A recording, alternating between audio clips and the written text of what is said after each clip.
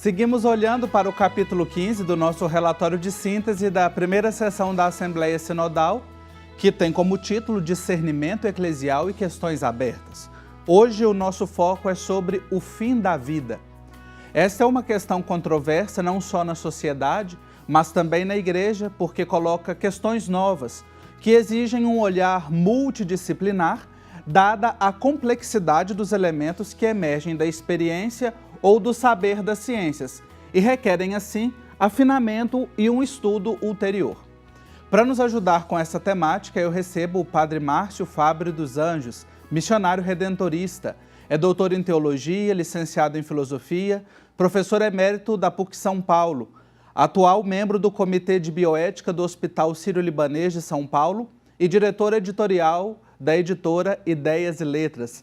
É um grande especialista, estudioso da área, a quem eu acolho com muita alegria. Padre Márcio, seja bem-vindo à nossa Igreja Sinodal. Obrigado, Marcos.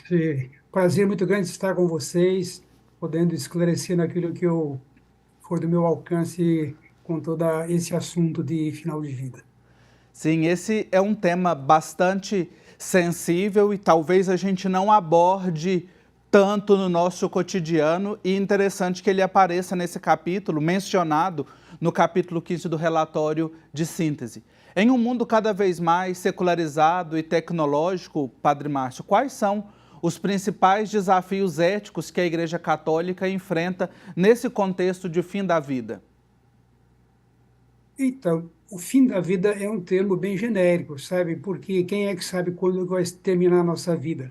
O que significa que nós temos várias situações diferentes.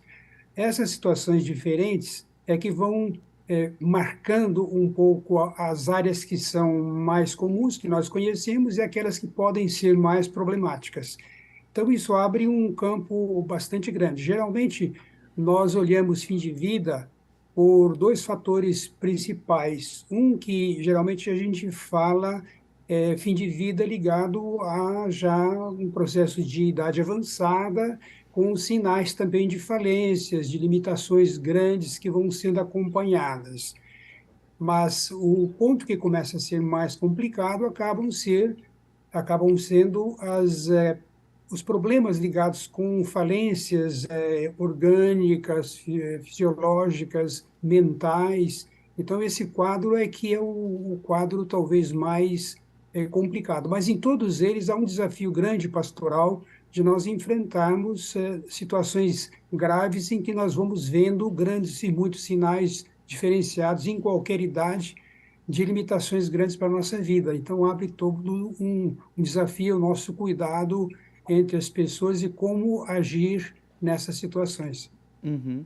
Eu queria tocar nesse primeiro ponto que o senhor fala, Padre Márcio, que é sobre essa dimensão do envelhecimento. Esse me parece ser um conceito, uma ideia bastante cara ao Papa Francisco, porque ele sempre retoma a velhice, o envelhecimento, as pessoas idosas, inclusive instituiu o Dia Mundial dos Idosos e Avós, que é celebrado no mês de julho, dedica uma mensagem, né? Como é que nós podemos olhar, assim, a partir desse olhar pastoral, do olhar da Igreja Católica para essa fase? Tendo em vista também que a gente tem observado nos últimos anos que a nossa longevidade aumentou, as pessoas estão vivendo mais, né?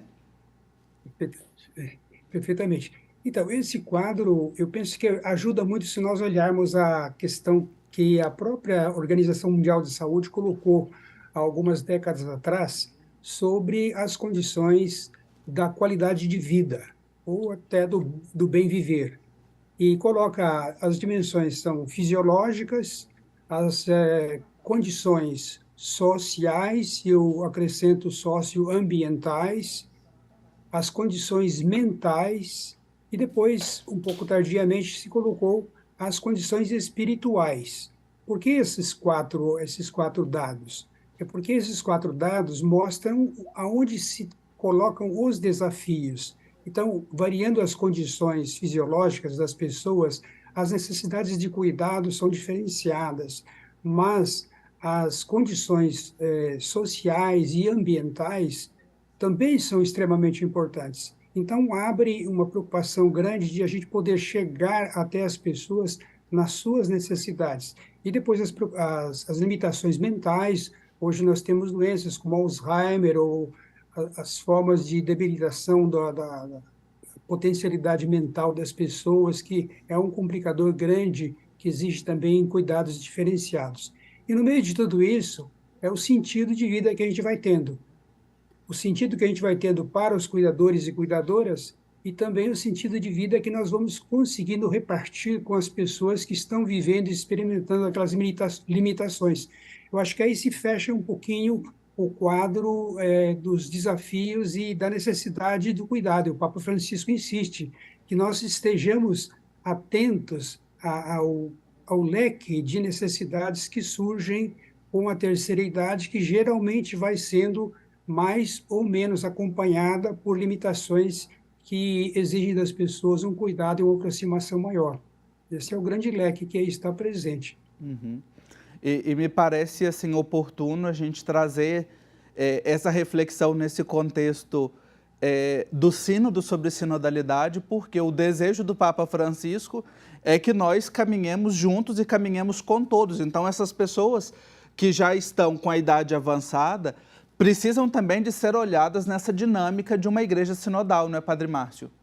Perfeitamente. Veja bem, quando eu insisto na questão do social e relacional como uma dimensão necessária para o bem viver, isso implica em inserção das pessoas, consideração e não desprezo simplesmente de pessoas com idade avançada, porque aqueles que tiverem sorte vão poder viver mais tempo, não é isso? Ou seja, sorte ou ter os cuidados e as condições suficientes.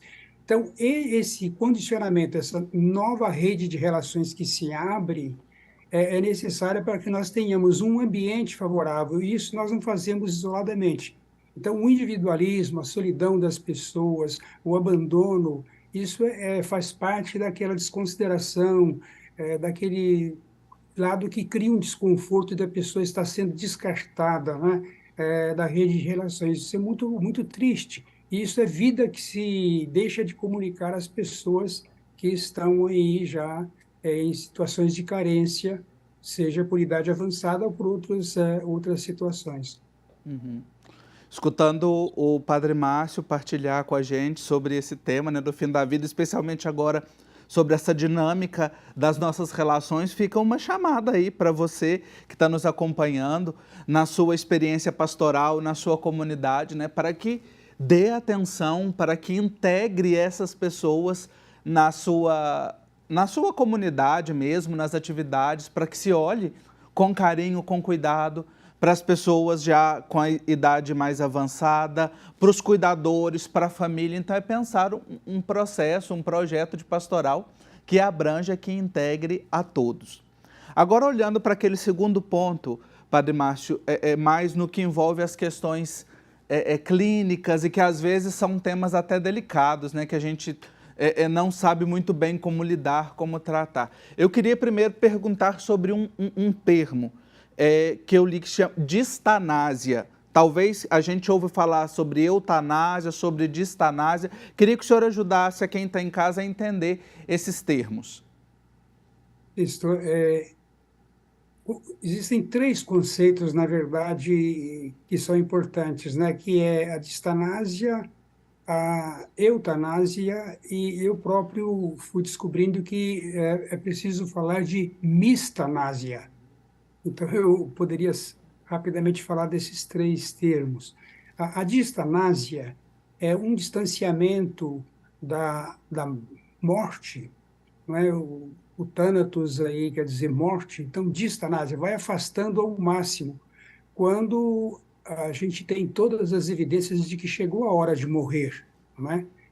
O Papa João Paulo II, ele percebeu isso na vida dele e ele recusou um tratamento chamado fútil dentro da linguagem médica, ou seja, ele não vai resolver nada, só vai garantir mecanicamente a vida das pessoas. O Papa João Paulo II, ele não quis ser tratado dessa forma e ele preferiu então morrer no seu leito no Vaticano, não quis ir para uma UTI. Foi um gesto muito bonito de João Paulo II que falou, repercutiu muito entre os médicos, inclusive não necessariamente crentes ou católicos, mas eles viram um testemunho grande do Papa. O que significa? Esse distanciamento da morte chama-se de distanásia. A eutanásia é um termo muito genérico, porque ele significa morte feliz. Nós todos queremos morte feliz, ou seja, uma despedida dessa vida que seja boa, digna. Só que a eutanásia está sendo entendida como uma forma de um suicídio planejado e medicamente assistido. Ou seja, a pessoa que decide, então, em outros termos, entrar em um processo suicida, de se matar. Ela, é a escolha dela, ela não está sendo morta. Então, esse claro escuro da eutanásia é muito ruim, porque então eles estão preferindo, inclusive, não falar em eutanásia, mas falar de morte medicamente assistida, ou seja, programada e assistida. A Sim. mistanásia Padre Márcio, é... deixa Pois, eu interrompê-lo só um instante, que nós vamos fazer um pequeno intervalo e na volta o senhor explica pra gente o que é mistanase. O intervalo é bem rapidinho, você que está em casa fique ligadinho.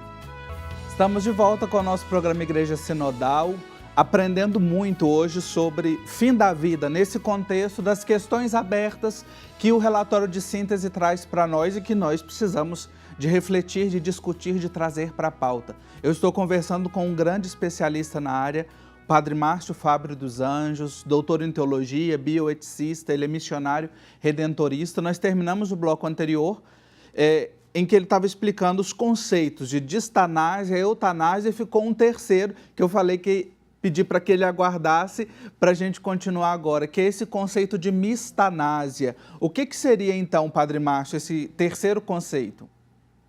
perfeito. Mistanásia, falando já do sentido, significa aquela morte que é escondida, é a morte nos porões da humanidade, que é ocultada, que passa despercebida, a morte na dor de pessoas desprezadas. Então, nós sabemos que existe um número enorme de pessoas, o Papa Francisco tem mesmo dado uma atenção muito grande a pessoas que estão aí vivendo em extremos de vida.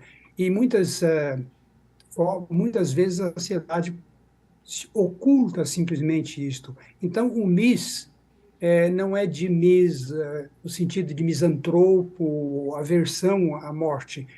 A origem desse mis é de mistério, é do escondido, é do rato de esgoto, o mus, não é? Ou seja, então, a mistanásia escreveria com Y, não é? Então, dessa morte escondida. É muito importante dar atenção a esse tipo de morte, porque enquanto nós ficamos falando de uma morte bem cuidada, e nós temos aqui que fazer um agradecimento muito grande a cuidadores e cuidadoras, inclusive nas famílias que cuidam das pessoas. Agora, essa grande faixa de segmento das pessoas que morrem no total desamparo, isso tem que mexer no nosso coração cristão.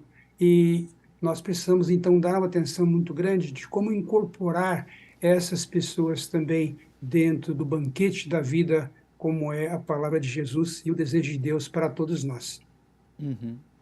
Veja só que interessante a gente aprender aí sobre esses termos e como é que a gente lida com essa situação final da vida. Sobre o segundo conceito especificamente, Padre Márcio, a gente tem acompanhado agora recentemente um caso que ganhou repercussão mundial, veio da Holanda, um ex-premier holandês teve ali a morte assistida junto com a sua esposa e, segundo os relatos, eles inclusive estavam de mãos dadas, né? E me parece, salvo engano, desde 2022 foram mais de 100 casos como esse, somente na Holanda, onde esta prática é permitida, legalizada. Como é que a gente olha, assim, enquanto Igreja Católica, né? Como é que a Igreja olha para essa situação de morte assistida, de eutanásia? Porque quando a gente participa da catequese, reflete, quem tem o direito de tirar a vida é Deus. Agora a gente está assim, alguém que está tirando a vida do outro. Esclarece aí para a gente, por favor. Perfeito.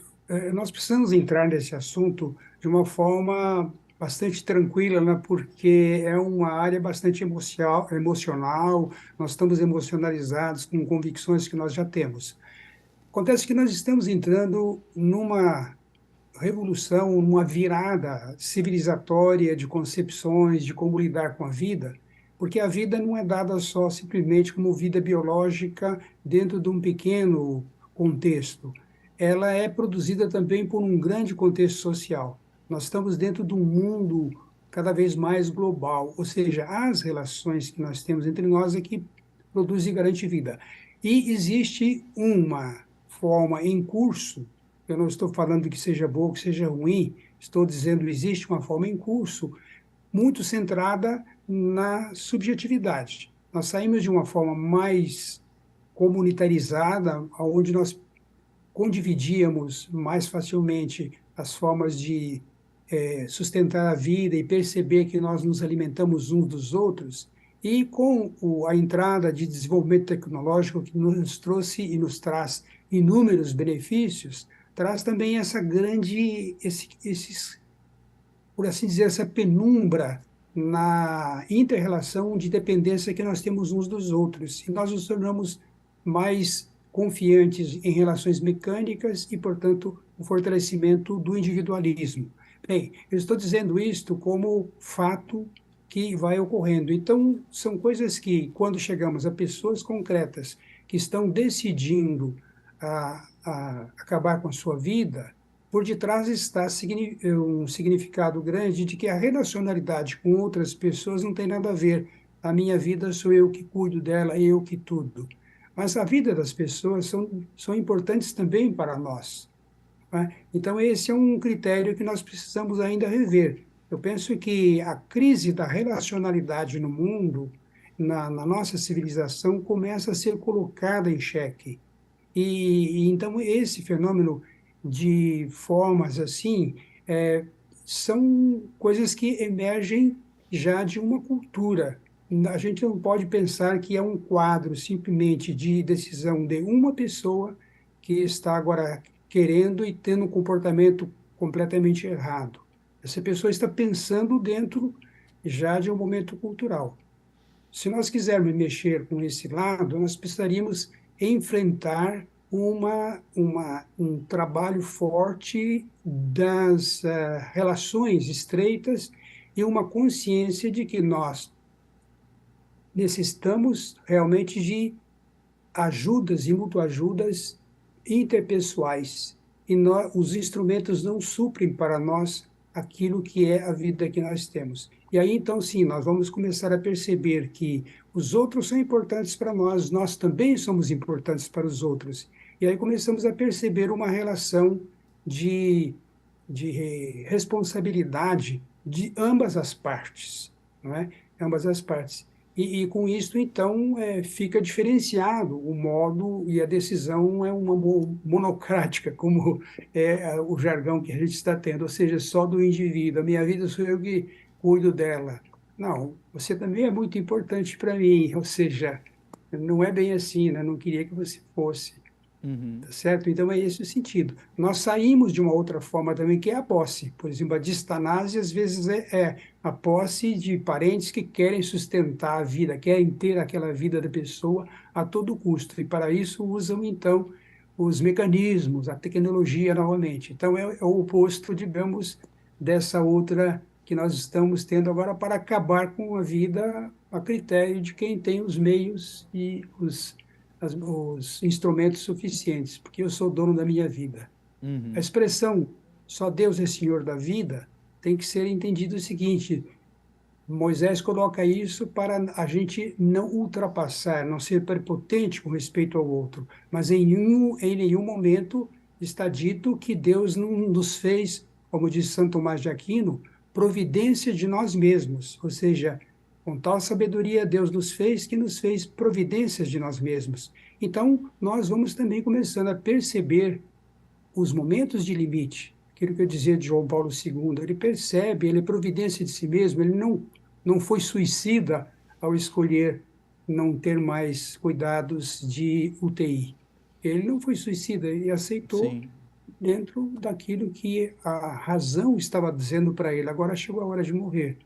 Uhum. Agora, superar essa barreira é que é um problema que nós estamos encontrando, e eu diria é um problema civilizatório. Nós precisamos trabalhar outras questões, que é o mundo relacional nosso que está estressado.